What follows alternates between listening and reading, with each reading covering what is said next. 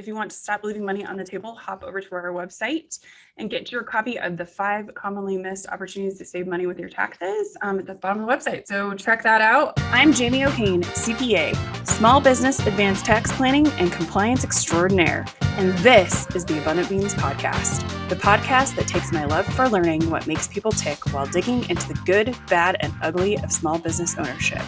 We strive to give you the insight that only those in the trenches of being and working with entrepreneurs can provide. Welcome. I am Jamie O'Kane with Abundant Beans, where we believe you should keep more of what you earn, and the way to accomplish that is through proactive tax planning. And today we have our special guest, Clint Latham. Clint is the owner of Lucca Veterinary Data Security. Data Security.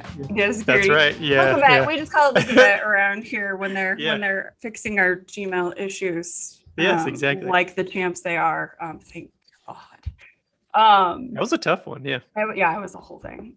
With 2 senior Yorkies, Clint understands the need to have a trusted veterinarian to care for his family members. Clint's goal is to help veterinarians realize the value of their data and help them take steps to protect it so that they can focus on what is most important, quality care for our 4-legged family members.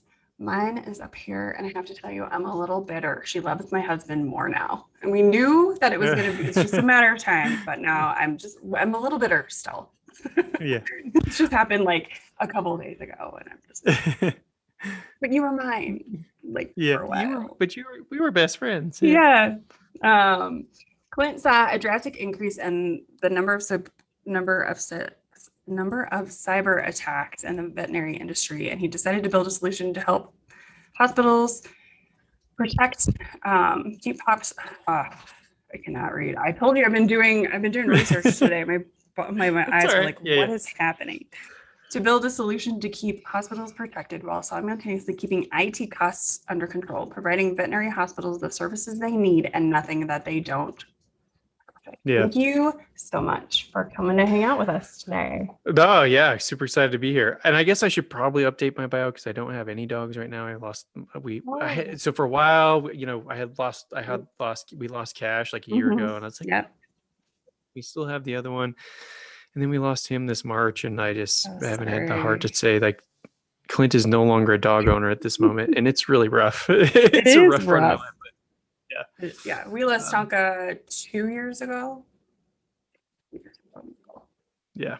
And it's still pretty rough. Yeah. He was here for it's no fun. Yeah. 13 plus years. Yeah, exactly. Crazy. I mean, that's a long time, right? Like I think about like how different I am from like the time that we got like Atreyu and 15 years ago. I was like, I don't even know if I'm like the same person.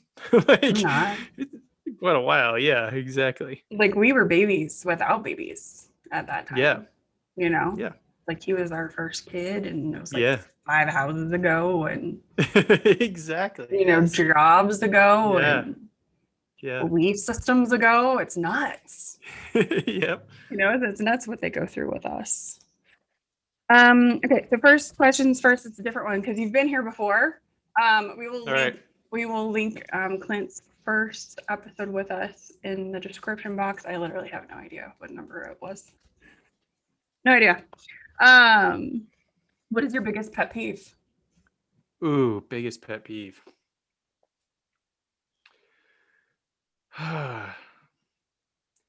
When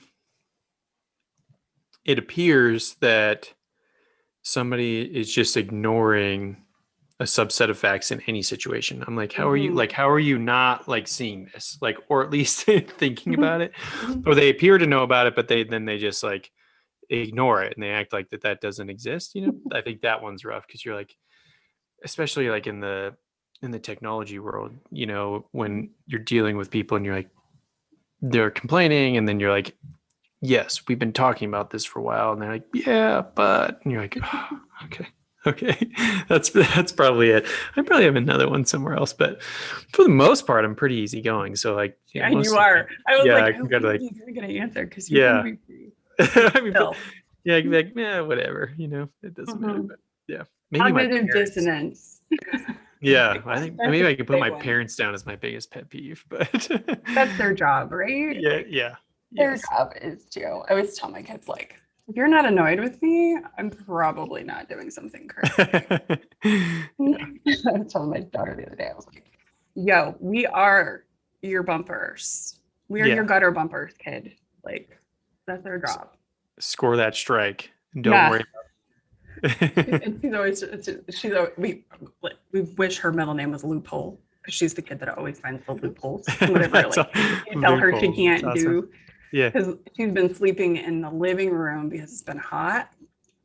And I was like, you can't sleep on the couch. And I was like, you can't be down here. Like, you need to stay in your room. And she was like, okay. I find her on the floor in the living room. I was like, I told you couldn't sleep down here. She's like, no, you said I couldn't sleep on the couch. Loophole. I'm like, okay, Yeah. loophole. Yeah. That's hilarious. Someone's just like, did I cover my bases on those instructions? Yeah.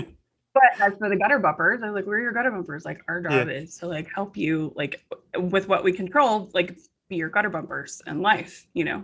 help you. And she's like, well, if you throw it like right down the lane, like in the corner, like it'll go around. And I was like, I know, loophole.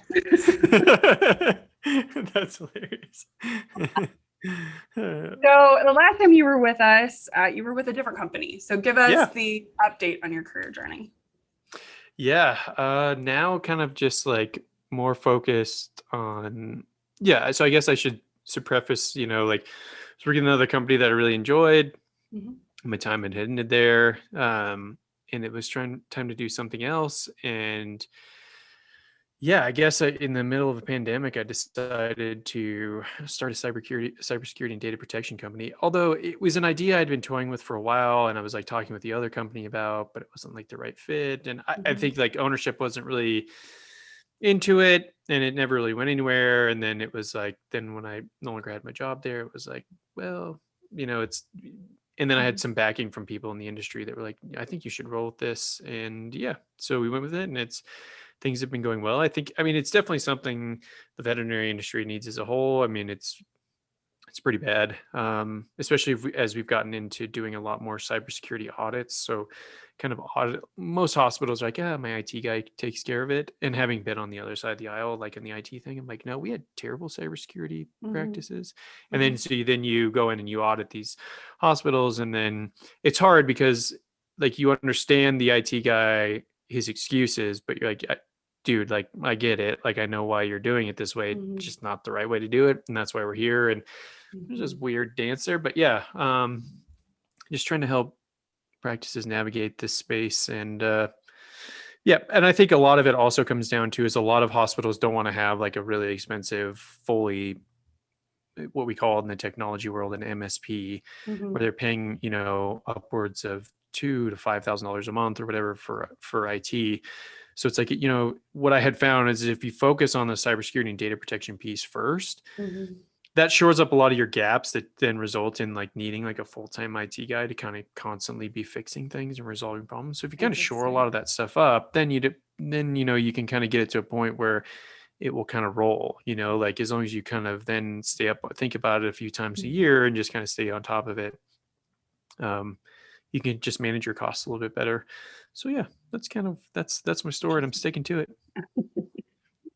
I'm happy you did because I had a problem and I needed you to come fix it. Yeah. I'm so happy you did Yeah. because I was like, this is over my pay grade, and it's a good thing that you and Logan handled it for us because I would have just been. Yeah, it was a tough one. We were like, what? We were even like losing my mind. What is Google doing here? Yeah, exactly. What do they got going on here? And I think it's probably easy for you guys to like have started the process instead of like coming into the middle of what once I've created a disaster.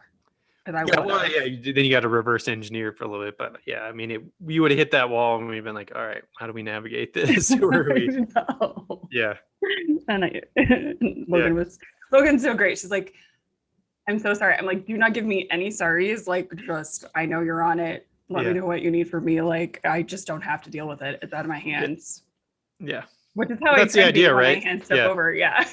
Although, and for us, sometimes that's fun, right? Is when you get those challenging problems when you're like, you really have to like think about it. And in that problem, it was like how many times, I don't know how many times, like we were sitting there and we're like, we're digging through the Google Cloud Console and we're like, it's just the workflow doesn't make sense. And you're like really having to try to crunch the problem and try to figure it out. And it's hard when you're working with, big data, and, sometimes the support is just, Mhm. it's tough, it's kind of all over the place. So you're kind of left to your own devices, and, yeah, we were able to find it, No, and it was Yeah. great. And you were like, well, the first thing we're going to do is back everything up. And I was like, oh, Yeah. good Yeah. idea. Yeah. We actually had a client come to us because they had an IT guy, and again, because the IT guys got us covered Uh-huh. until he deleted like 30 years worth of work. And yeah, because there was no backup. So yeah, that's a thing. Oh my God. Yeah. Can you imagine? And the lady was like working on a book and all sorts of stuff. So yeah, all gone. Yeah. So I guess that's a great point, though, is like a lot of people think, when they're like, oh, cybersecurity and data protection, like I'm only worried about hackers. Yeah, we're worried about hackers every day, and we're thinking about how to be on top of that. But the other piece is like protecting us from ourselves. I think the mistakes that we make with our data, how do we make sure we have business continuity in place so that when we make a mistake, we can recover from it. I think that was like a good example, right? Like here's somebody that you trust with all your data, and they made a mistake, but they didn't have the proper protections in place. So Crazy. yeah. Which is literally segues into my next question. Thank you for saying that up for me. What are the biggest holes in security for vet hospitals? Oh yeah. I mean, easy one. The first one is the easy one is like aging equipment.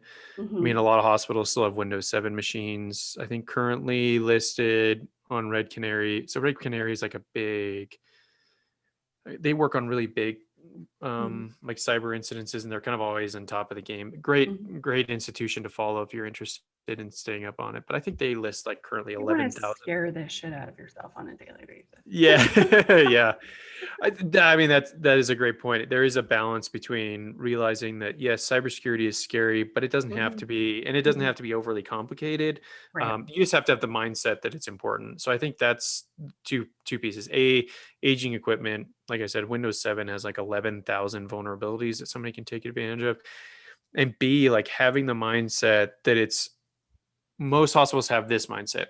Why would somebody want to attack my hospital in Boulder, Colorado, or in Lake Villa, Illinois, or why would they spend all the time attacking us? We don't have anything any data that they want any value data that's of value that they would want, and that's just not how the game works. And so it's this misunderstanding that you get targeted individually. That can definitely happen, and there's been some stories about that, but the greater picture is like if you're the weak link in the chain, it's easier for them to break through into you and make money than it is to go somewhere else. And so they really build and deploy tax. And then the AVMA actually had a great webinar early last summer, and they had a cybersecurity expert on there, and he gave this great analogy that I've kind of ripped off for the last year. And that essentially it's like a waterfall where, water looks for the path of least resistance. And I can tell you, most hospitals are the path of least resistance because they have aging equipment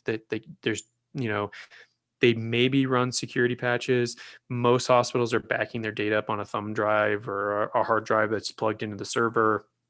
So I can easily compromise that data, and then now you have nothing. And so now you're relying on me as a criminal to help you recover your data, and then that's gonna be pretty expensive. The other piece too is we've seen a rise in like personal social media attacks this year with practice owners. Late last year, we heard of a practice that guy was about to sell his hospital to a corporate group, had some personal issues going on. The hacker got a hold of his personal account, exfiltrated like all the stuff that he saw going on behind the scenes, then attacked the hospital. And then they were like, hey, we want like $500,000 or whatever. And they're like, we're not paying that. And they're like, okay, cool. We're just going to release to the day, we're going to release to all your clients this messy personal issue you have going on. Then once the corporate group found that, they're like, we're out. Like, if this happens, like it's going to destroy our customer base. We don't want to have to pick up the pieces from this. So here's a guy who's ready to cash in and retire. And now, just again, because you don't have the mindset that's going to happen to you, in the blink of an eye, your retirement's gone. So, I haven't heard where they're at currently, but I mean, I'm assuming you can kind of pick that up and clean it up and then eventually resell. But you've planned for this day, you've gone through all this stuff, and then now it's gone in the blink of an eye just because you didn't have the right mindset that it could happen to you. That's crazy. It's Yeah. just nuts. I mean, obviously as a CPA firm, like I don't sleep at night or didn't for the longest time, because we had to shore up our security. Like that was the thing that kept me up at night because Yeah. I mean, a vet hospital has generally a lot less data than we do. That's like super sensitive data, but it's the same, right? Yeah. Any business, it's the same. Like if we lost all of our client data, not only would I have to call the FBI, which is what needs to happen if we get hacked, but like you have to have your own data. Like that's just the thing. Like it's not about like what you have that might be like used. It's how much do you need your data? Yeah. Like how Yeah. important is your data to you? And your Exactly. client list, Yep. right? It's Yeah. huge. Yeah, I mean that's the other thing. I guess another big risk is because most people use like free email accounts. It's easier in some regards to get access to those accounts, especially when those free accounts are used in so many different websites and stuff like that. So one data breach there results in a massive base or database that we call of passwords and stuff that are available on the internet, and then they gain access to your account, and then we see this all the time where they gain access to this email account. You don't know that they're there because they set up all these rules, so all the emails they're sending from your account, you don't see them going out. We had a hospital just recently that was basically, they lost $47,000 because they were emailing their bookkeeper saying, hey, we need you to pay this invoice to one of the vendors like IDEX or one of these people. And it wasn't uncommon because they had saw other invoices like this go through before. And so next thing you know, the accountant's wiring 50 grand out of the account to a hacker somewhere. We see it where they get in and they get access, like if you're a cloud-based practice, so you're using cloud-based practice management system, because a lot of times your email account's tied, so they'll do a password reset, they'll get access to the account, start scraping invoices, and then from within your account they just start sending invoices to all your clients saying like, hey, we forgot to charge you for this dental. You can simply just pay the link here. So now you have your customers calling you like, why the hell are you sending me this invoice? I paid before we left. We always pay. Some people not thinking about if it's something nominal like a drug charge and they're just paying it. And then they're coming in and then, then they find out. So you have to pick up the pieces from your client base, and then you're losing clients because it's just like a whole deal. So yeah, those are probably the big three things. There's a whole other list of things, but those are the big three that come to mind. But you know what I got out of that? Your bookkeeper should not just be sending dollars anyway. Well, okay, should be like a two-person verification. Right. Well, what's ironic about that? Yeah, what's ironic about that is through the business email account, they got access to the practice owner's email account. So the email came from the practice owner. The accountant, in her defense, I mean, she was like, hey, I'm about to pay this. Are you cool with this? And they're like, oh, thank you for checking. Yes, go ahead and pay that. It's great. I appreciate you double checking. And it wasn't until they tried to do it again with like another invoice that was like closer to $100 grand that the accountant then picked up the phone and she's like, we just paid this big invoice for like 50K. Why are we now having to pay another one for like 100K? And she's like, the owner was like, whoa, what the hell are you talking about? Like, what do you mean we paid an invoice for 50? That wasn't me. And then that's how they found out. So who knows how long they were in there in doing this before they finally figured it out. So yeah, it can be a miss. That's an internal control and issue. and they regardless. And they have an IT company, right? Like that's the other thing, is that like there's this message that like, well, I've got an IT guy. Well, it's like this company has an expensive IT company that they work with. And then they called us because they're like, how do we prevent this? And it's like, we thought our IT company had us covered. And that's the other bad thing, is it's like, I'm not trying to throw IT companies under the bus because I get it. Like the industry expects you to also be a cybersecurity expert, but that's not the same thing. No. Right. Yeah. They're helping you trying to fix your printers and all that stuff. They're not there. Yeah. And it's a misconception about what you guys do. I mean, I get a lot of misconception about what I do. So understanding what these pieces are in your business and what needs to happen and what are the different types of people that can help you with those things. Like people are always like, but you're a financial advisor too, or like I do other things. And I'm just like, no, literally tax stuff. That's it. And like personal therapy too. We all do that, right? Yeah. But there's always a misconception that those are the same thing, right? Yep. And I know plenty of businesses that have had massive breaches where they had IT people. Yeah.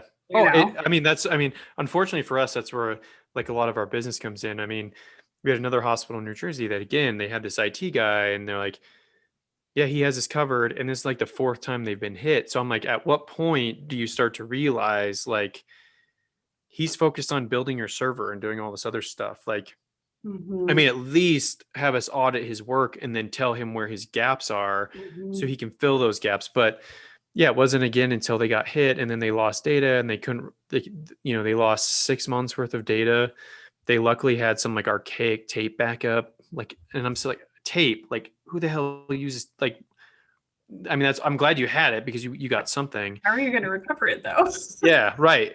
I mean, we had to pull in like our SQL engineer and he helped us like do some back end stuff. And yeah, so yeah, I mean, it's kind of the whole like GP versus like oncologist or, like orthopedic surgeon, like, sure, they could also probably be GPs and, we can help with a lot of the other day-to-day technology stuff. But our primary goal is to make sure that, you're secure and safe first. And then we can talk about other stuff later, but that's our primary goal first. Yeah, I think it's just so important. It's just funny because I went in to make a new email address in our G Suite yesterday and I can't. Like our people have it locked down. Like I can create it, but I can't log into it because I haven't registered it with our single sign-on solution. Oh yeah. And I was like, oh, but also awesome. And I don't even so nobody else can do it. Exactly. Yeah. A different option here. Yeah, exactly. I was like, I'm not even sure if I need this email address. So it was just gonna, I was just trying to solve a quick problem. And I was like, I'll just delete that because I'm just, but then I was like, that's awesome. Yeah. Yeah. Right. Yeah. Because then think about how hard it would be for somebody else to do it. Right. Yeah. Right.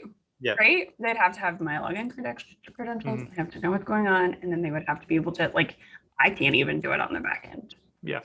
And I have admin credentials. Right. Yeah. Yeah. So it's really interesting. It's an interesting, it was just an interesting of like, how secure are we? With our single sign-on solution. I was like, oh, that's really cool. But also, dang it. Exactly. Yeah. This is a quick fix, right? Yeah, exactly. But it's also just like, well, okay, well, I'll just figure a different way around that problem. So what are some of the essentials for keeping data safe? So you kind of talked about those, but what are the big things that need to happen? I mean, obviously, one of the big ones is the same password on everything. Oh yeah, that's bad. I actually went into my Google account the other day and I realized there's a whole security page of passwords, and I had to go in and delete them because they all had the same. It was all these shopping sites I'd used the same password on. Oh yeah. Many moons ago. Yep. And they had all been compromised, so I had to go in and delete my accounts, change my passwords on the ones I wanted to keep. What's interesting is that you do have Apple now has some kind of their keychain now also references the have I been pawned database and a lot of these other things to help you notify of data breaches. Yeah, I mean passwords an easy one to fix. I mean most hospitals, again, if I know what practice management system you're using, I can likely sign into most of your machines and then get access to whatever I want. And then, I mean, we've had, even on the password thing, we were auditing a hospital and we do a dark web scan and we look for any passwords, email accounts that we can pull the password for in plain text. And then we see if we can access it, if it has been updated. Well, 5 of their primary accounts, the owner, the practice manager, the primary hospital account, all the passwords we were able to get in plain text. We could log into all of them. And then when we brought it up to the IT guy, he's like, oh yeah, that doesn't surprise me. We've never changed those. And I think, yeah, we had an issue a while ago. And again, it's just this mindset that they're so busy trying to help you replace a computer and do all this other stuff that they're fully unaware. But it's what, who's going to come after our hospital? And it's well, yeah, until I think the AVMA said the average claim is $150,000, roughly $135,000 per cybersecurity incident. So it's yeah, until you're hit with this $150,000 bill, it's not a big deal. But it's like people are aware of these things, but they don't think about it. So shift your mindset. Update. I mean, make sure that you're constantly updating all your third-party applications that you're running. I'm talking about the basic stuff. This doesn't mean if you're running like Avamark or Cornerstone, which one day I would love to be able to have the rights to be able to have one of our hackers like try to exfiltrate one of those applications and see what the vulnerability is. I think we technically could do it for one of our customers because it's their application, but in some of those apps, I can only imagine what we'd be able to exploit, but that's another story. But yeah, not necessarily worried about updating those constantly, but things that we know these criminals are going to go after. So like Chrome vulnerabilities, Firefox, Java, Adobe. I mean, I think over 2 terabytes worth of passwords were stolen from Google Chrome through an Adobe Photoshop exploit. Was an article I just read. So they look for these applications, but if you update them, then it's not a problem. I mean, if you're one of our customers, we update all those applications daily. So as soon as those updates come out, and then making sure like your Windows or even Mac OS. It's another thing that kills me. We have a lot of people like, well, I use Mac, like I'm safe. And it's like, well, you don't realize that Mac malware outpaced Windows 2-1 in 2020. So you're not safe. So always make sure you're updated. Passwords. Give your You posted about the Chrome update like yesterday, and I was like, everybody make sure your Chrome's updated. Yeah, exactly. Yes. Yeah. Yeah, and I think, and then what was the other one? Apple released another 0-day vulnerability for iOS devices too. So for like iPhones and stuff, always make sure those are up to date. I think that's like the 12th 0-day they've had this year, meaning a 0-day tick actually means that they have found out it because somebody's actively exploiting it. So it's like you need to patch it right away. So yeah, always. So it's like in a factory, it's like we go back to the day of like no days until since zero incidents like that. Yes, exactly. Like Monsters Inc. Yes, exactly. Yes. They're just completely like y'all know how old I am now. Monsters Inc. Great because it's how many days till I actually wrote a whole ebook. It's called The 5 Simple Steps to Protect Your Practice. And I give you 5 things that you can do. You don't have to engage us or another cybersecurity company. It's 5 things you can do over a weekend, over a couple lunch breaks that really have the biggest bang for their buck. Give your staff some sort of training. I mean, it's shameless self-promotion. We put out one of the courses we have through Patterson Veterinary University is on cybersecurity. So you could use PVU and have them take that course. It's RACE approved too. So if they need CE, if a doctor needs CE, it's one way to get it. So education is big. Testing your backups, I think, is another huge thing. Again, I can't tell you how many hospitals, call us and they're like, yeah, we got hit. But our backups got hit too. So what do we do? And I'm like, well, if you would have called me a week ago, I could help you. But once everything's lost, like I don't have a magic tool that just like rebuilds your data out of the air. So really testing those nobody tests them. Again, it's this idea, our IT guy has us covered. And it's like, yeah, until they're backed up. Or they're using like one of the vendors' backup solutions. We had a hospital, they got hit in November. They finally reached out to us in like February of this year. And they're like, we're still like, we had their automatic cloud backups, but it's not working. We can't figure it out. So we still only have data that we've been inputting recently, but we don't have anything from November to February. So can you help us? And I'm like, well, again, if you would have called us like a week ago, yes, we can implement solutions. So you never have to worry about this. November. Yeah. Or yeah, exactly. If you would have called us 6 months ago, yes. So testing it. So I think those are kind of the big things that you can do. First of all, just change your mindset. Actually take it serious. I mean, if the letter from the White House that came out a couple weeks ago, if that doesn't at least make you think about it, then you're just counting the days until you get hit. And I hate to be like the bearer of bad news, but it seems like sometimes the only way you can get it through to people is it's like the only reason we're talking about this, whether you work with us or not, as long as you just take it seriously and it doesn't have to be overly complicated. Just think about it, make sure you have the right things in place and you should be good. Yeah, I think that's the big thing. It's one of those things that can feel really overwhelming. Like, what are all my holes and what needs to happen and who is not complying and all of that.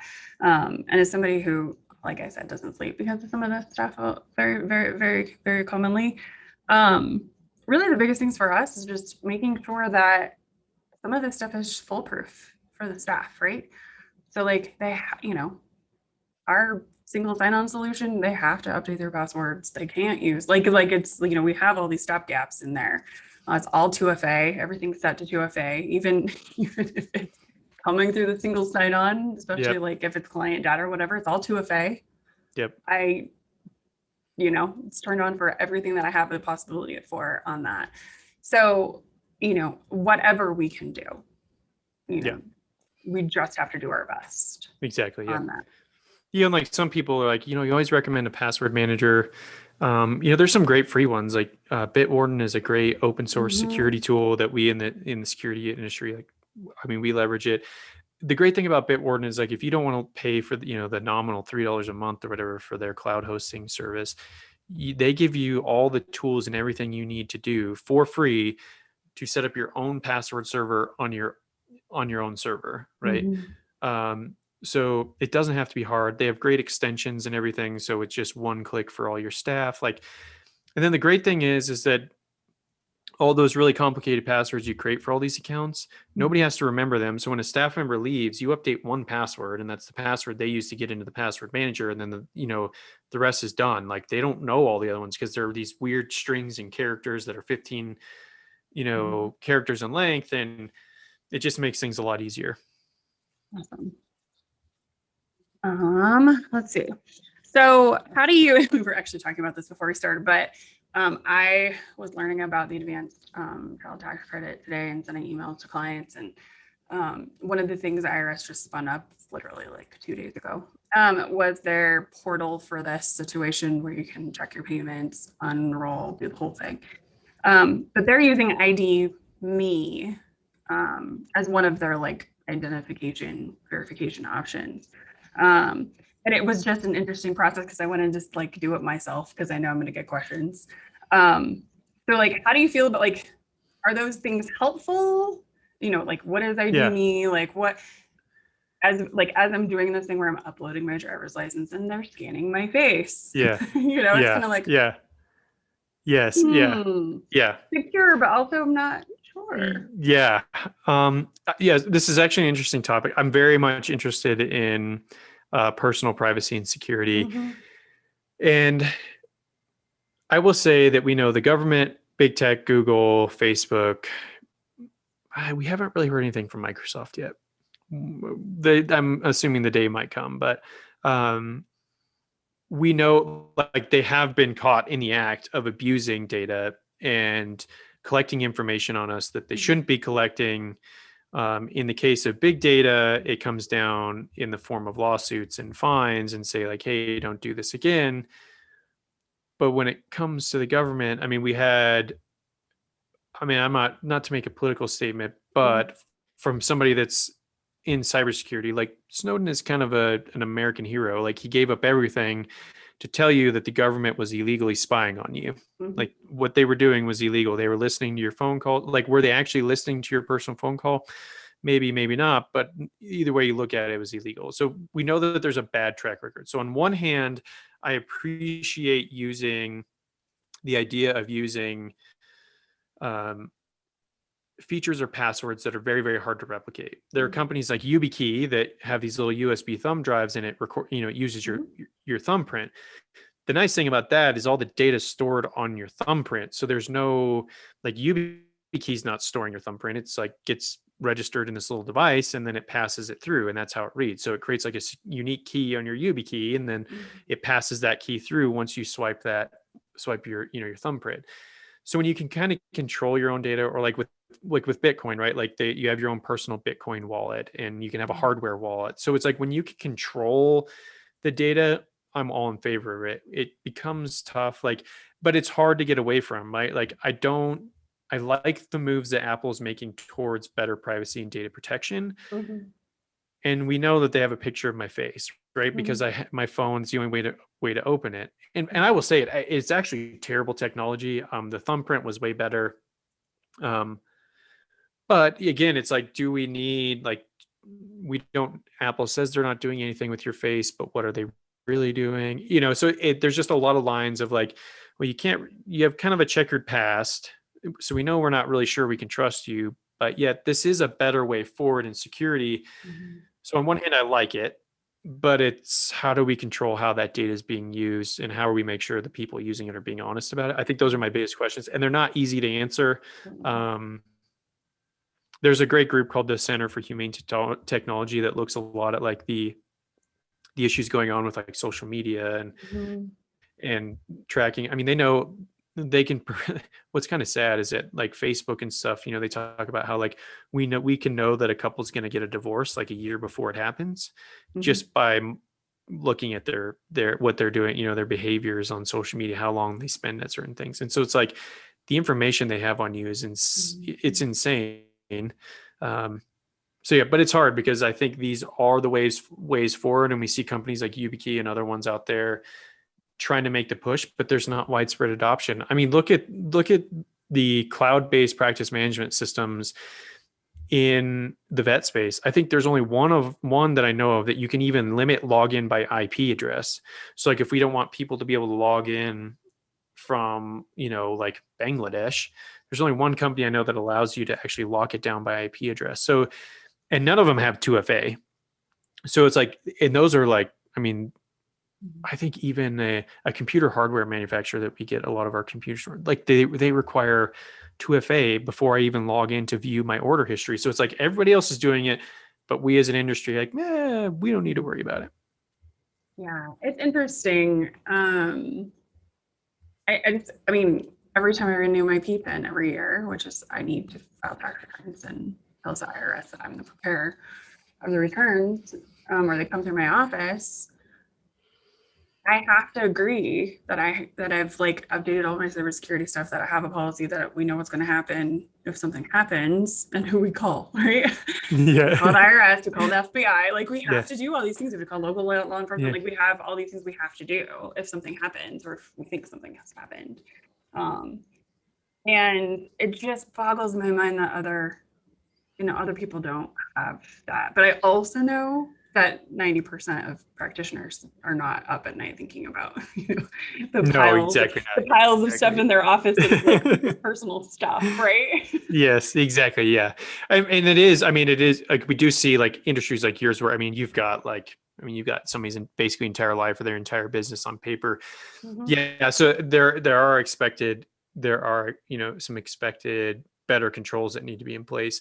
And I think, again, that's where the disconnect happens for the vet industry, because like, well, we're not storing credit cards. We're not, we're not holding people's social security numbers. Who cares? Well, it's like, well, now you have the CCPA. And actually I was on a data panel the other day and we were talking about this because we were talking about how data gets used, and like, yeah, but nobody, it's like, nobody really cares when Fluffy's last vaccination record was. And it's like, well, the California government does, right? Like the state of California and the other 9 states that have adopted it, because this is a bad analogy because it's not just limited to this, but it's the easiest way to make people to kind of grasp the concept, is that if I can grab 3 pieces of data from your organization and you weren't reasonably protected, then that's data that should be protected. So think about it. If I can get a dog's name, your full name, and a phone number, like that allows me to triangulate a very specific person living in Denver, right? It separates Jamie O'Kane in Denver from Jamie O'Kane in Massachusetts.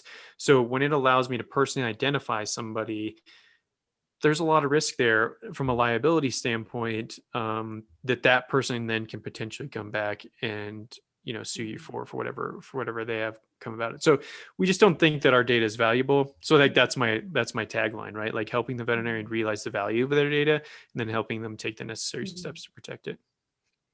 So speaking of Jamie O'Kane, so this morning I'm digging around because I don't want to learn about the failed tax credit, and I get this email, and it's a DocuSign, and it says, here's your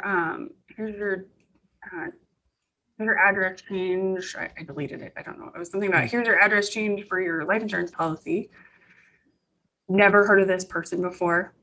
It's like, who is this person? And I'm like on LinkedIn trying to figure out who he is. He's a wealth manager in Canada.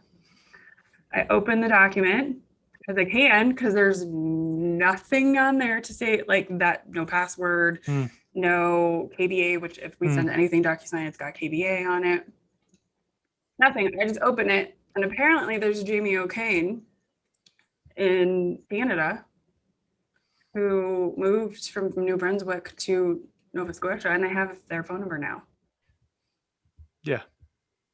Well, so what's okay? This is really funny. So let me just tell you the rest of the story ahead, real fast. So I email him back, and I'm like, pretty sure this isn't for me.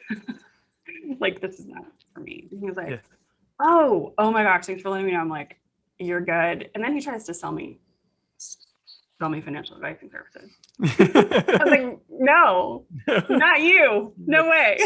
So how did he get you your contact info to send to you? So I was like, so this isn't for me. Like, and he's like, oh, okay. He's like, I'm sorry. And he went and he looked and he's like, this is the email they gave. So in Gmail, if you have a dot in your email, it just ignores that. So they had given them it's my email address just without the dot. Which is still mine. Regardless, they could put dots all over it. It's mine. There's it doesn't matter where you put the period in Gmail. Yeah. And he's like, oh, it was the wrong email address, right? Because I emailed him back and mine has a dot in it. Right? And he's like, oh, it's the wrong email address. He's like, I'll have to go see what the client gave me. He goes, oh, it was the wrong one.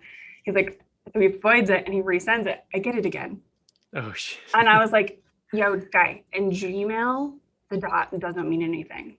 They gave you the wrong email address. This has been my email address for decades. Like, yeah, you know, yeah.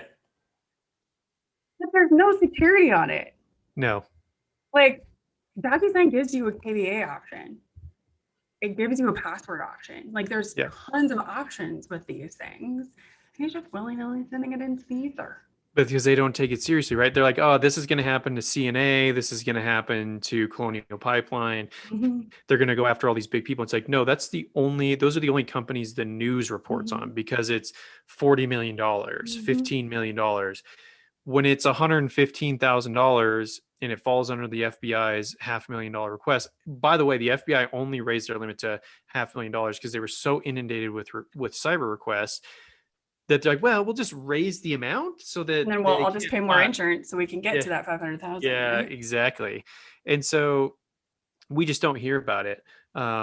Doing the math. The hard thing is there isn't real, like, the cybersecurity industry doesn't track the veterinary individually. Mm-hmm. So just doing the math and based on the number of veterinary hospitals that are considered small businesses, on average, looking at the statistics, it's about 95% of them. Yeah, it's about 2.5 hospitals a week that have some sort of cyber compromise.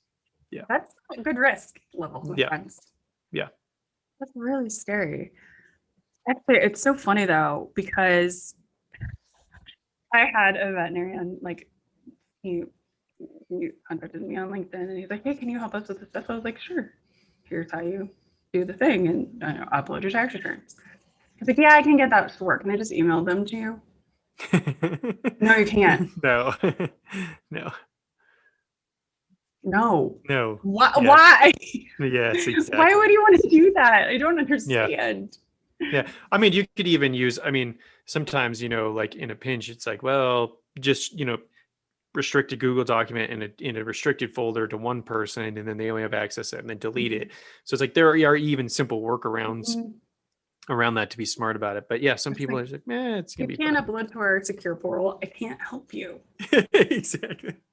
I'm not your IT guy. Well, mostly because I just can't. Like, how the liability on me? Yeah. Right. No, exactly. Go through a secure portal. Right. Because then they're going to be like, hey, something happened with my tax returns. Like, yeah, because you emailed it to me in plain text, guy. So, like, what did you expect to happen? Yeah. I mean, literally the only document I ever email as an attachment is something that, like, is just a blank form that I just downloaded and sent. I even shut our Gmail down to receive attachments recently because people would, like, randomly send me stuff. And I'm like, you're supposed to upload this to one of our secure options. Smart. Yeah. Pick one. And then they're like, I can't send you stuff. I'm like, I know. The link is right under my signature to upload something. Like, it just goes into a bucket and we go through it every once in a while, or just let me know it's there. Like, exactly. It just got to the point where I was like, stop sending me your personal stuff. Like, I don't even want to be responsible for this anymore. Like, I don't. I won't deal with Right. it, Yeah, because then you got all this and you're like, oh, what do I do with this? Yeah. Right. And Yeah. because we moved all the emails over, it's like I have a clean slate, right? Yeah, Clean slate. exactly. I don't have Yes. an email inbox full of people's attachments Yeah, anymore because we used to do that. exactly. And now that you guys moved all the emails over, it's like, we just started with the 2020 ones, I think. Yeah. Yeah. And I was like, that's just Perfect. great. That's actually Yeah. perfect. This is the Yeah. perfect time to just be like, no. Nothing. Yeah. Smart though. I mean, yeah.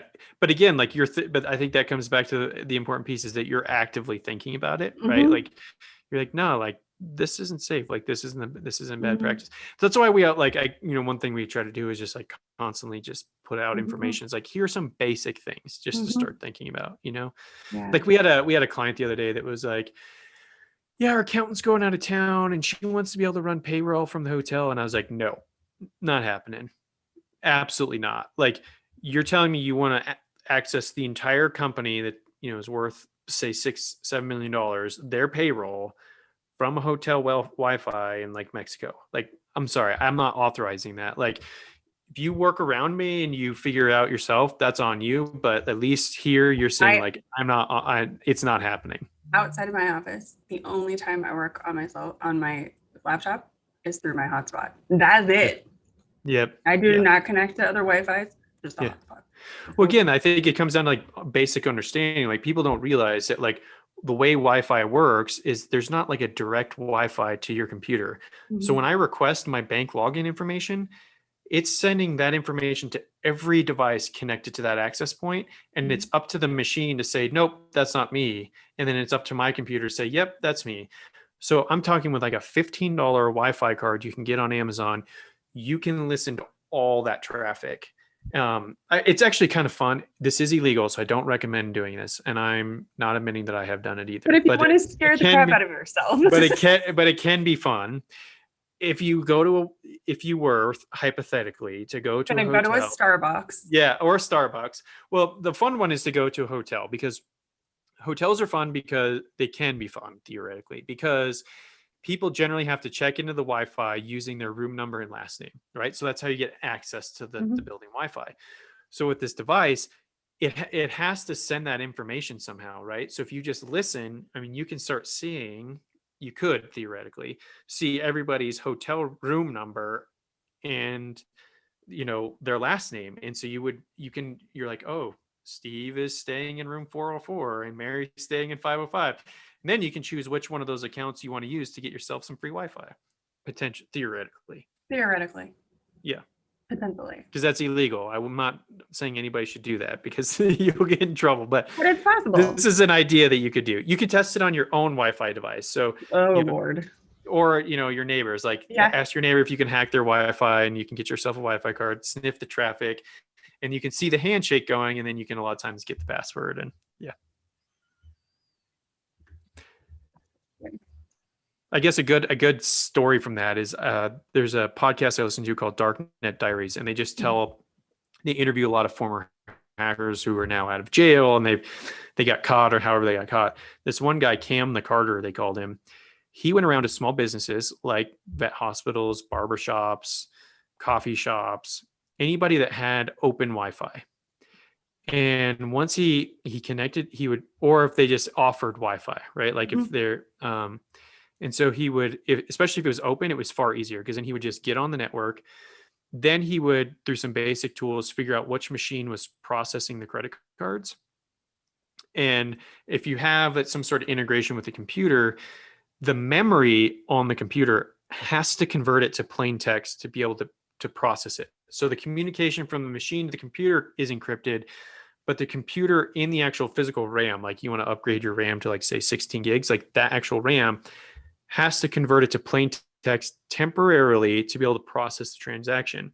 So what he would do is he would take some tools that do memory dumps from these machines, and it just dumps all the raw memory from the computer processing all this credit card information, and it would just dump it into a log file. And so then he would come back later, connect to the Wi-Fi, grab that log file. And then there's a simple algorithm. There's a credit card algorithm. I can't remember what it's called, but there's a tool that will then scan files and look for. So he would get basically these bases again of name, the CCV, like everything he would need from a credit card. He stole $50 million using free Wi-Fi. Yeah. Bonkers. Yeah. And then, Well, and it's like anytime your credit card gets compromised, which for us like happens like once a year, right? yep.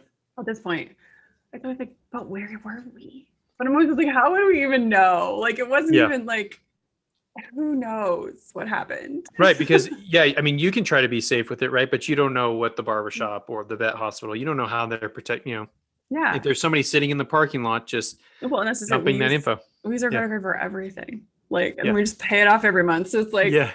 one of these 80 billion charges, and they have our recurring information in here Yeah. usually. Yep. Who knows? It's Yeah. just something we deal with. But the credit cards become way more sophisticated. Like I've been standing in line at Costco and they're like, is that you trying to buy $500? Oh yeah, exactly. Whatever. Yeah, And like I'm mine. like, yeah, it is Yeah. me. Yeah, like I get like every time now, like it's kind of annoying, right? Like all of a sudden I'll get like a notification that, every time I buy something. But on the other hand, it's nice because like all of a sudden it popped up. It was like, hey, somebody's trying to buy dinner in Mexico. And I'm like, that ain't me. Like, no, this ain't me. Unfortunately, that's not me. Yes. So yeah, it's bad. That's awesome. All right. Before I ask my last question, what is the easiest way to find you? Easiest way is probably www.lucca.vet is where you can find us. You can get our free ebook there, our 5 simple steps to protect your practice, 5 simple things you can do over a weekend. It's totally free. You just go download it. Yeah, or you can find me on LinkedIn. It's the only other social media site you'll find me on. So you can find me there. Awesome. The last question for you. What is the number one thing that a hospital can do today to secure their data? Have good business continuity in place. So don't just have backups in place. What's going to happen? Imagine a scenario where you got hit. How do you make sure your business still functions in under an hour or less? So your server's entirely down, whatever. How do you make sure you can get back up and running? Really test that. How much data can you lose? Have some sort of business continuity plan in place so that if you were to get hit with a ransomware, it goes from a major disaster to just a mild inconvenience. If you can do that, then you can think about the other things so that that doesn't happen. But at least if you have a way to get out of it and not have it completely destroy you for the next 6 months, year, you're going to be a lot better off. You also have a podcast, so I need you to talk about that real fast. Yeah. It's the People of Veterinary Medicine. Jamie was on. Always looking for amazing people doing amazing things. Looking for amazing people doing amazing things in vet med, and then just trying to tell their story. So it has nothing to do with cybersecurity. I probably in there mention how I relate to the vet industry through that, but it's not about pretty much the same thing we do over here. Yeah. Right. Yeah. This is true. I rarely talk about taxes, but next episode. Yeah, exactly. So yeah. But it's fun to tell stories. Yeah, you can find that. All right. Well, so great to chat with you. It's been a while. We haven't seen I don't think we've had any FaceTime since the pandemic hit. I was like, should we do in person with Clint? And I was like, soon, maybe. Yeah, exactly. All right, y'all. Well, thank you for being with us today. If you want to stop leaving money on the table, hop over to our website and get your copy of the 5 commonly missed opportunities to save money with your taxes at the bottom of the website. So check that out. And until next week. Thank you, Mr. Clint, for hanging out with us today. So good to see you. Yeah. Thank you so much for listening or watching. Be sure to subscribe on YouTube, iTunes, or wherever you prefer to listen. If you learned something and found some useful information to apply to your business today, please consider giving us a thumbs up and a review. Until next week, be abundant.